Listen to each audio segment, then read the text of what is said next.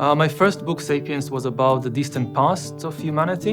And the second book, Homo Deus, was about the distant future. So in this book, I tried to write about the immediate issues that are facing humans today.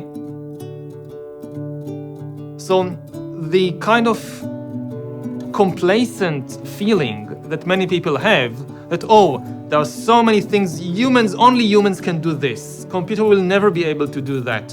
And suddenly computers are able to do it. And you have, the famous cases of like AlphaGo that taught itself how to play Go and then defeated the world champion. In the long run, no job is absolutely safe. If a job involves a lot of creativity and a lot of social interaction, this is more difficult for an AI. But if a job is very repetitive, or it involves mainly just analyzing data, then this is something which is easy to replace. So if you compare, for example, doctors and nurses, people think, oh, doctors, they are far more important than nurses. So nurses, this is easy to replace. Actually, it's the opposite. Many doctors, almost the only thing they do is analyze data. Do you have fever? Do you vomit? And gives you a few tests. And then the doctor takes all this information, analyzes it against previous cases and previous patterns the doctor knows, and reaches a diagnosis. And this is exactly what AI will be able to do much better than humans. The job of a nurse, in contrast, this is far more complicated. The nurse also needs to do things like change your bandage or give an injection to a small boy who is afraid. And to do that, she needs good physical skills and also good social relations. So I think we'll have AI doctors long before we have AI nurses. And this is true of many other professions as well.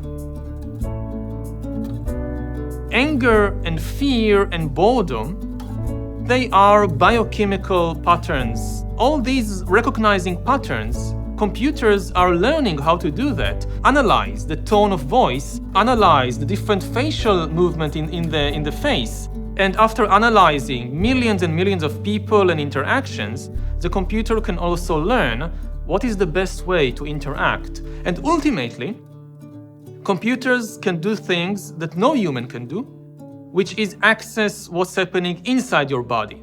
In the end, I often say that we are entering the era of hacking human beings. Everybody is talking about hacking computers, but really the most you really want to hack human beings, to understand what's happening not in your smartphone, but in your brain. And the last advantage of computers in this respect is that they don't have feelings of their own. You shout at me and I become angry and I shout back.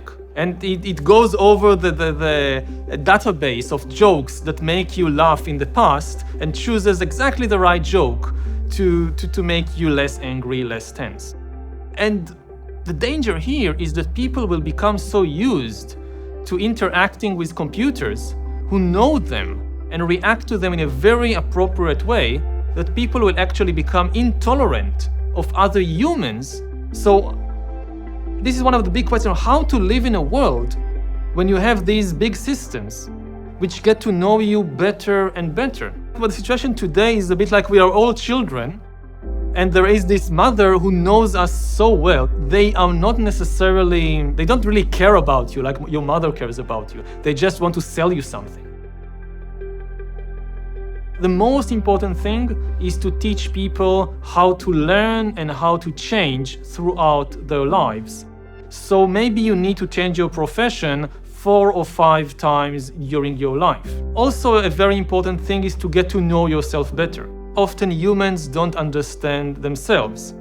But in the days of Buddha or Confucius, you didn't have much competition. But now you have competition. You have all these corporations and organizations that are constantly trying to hack you. And if they understand you better than you understand yourself, they can very easily manipulate you. The way, or one of the ways to protect yourself, is you get to know yourself.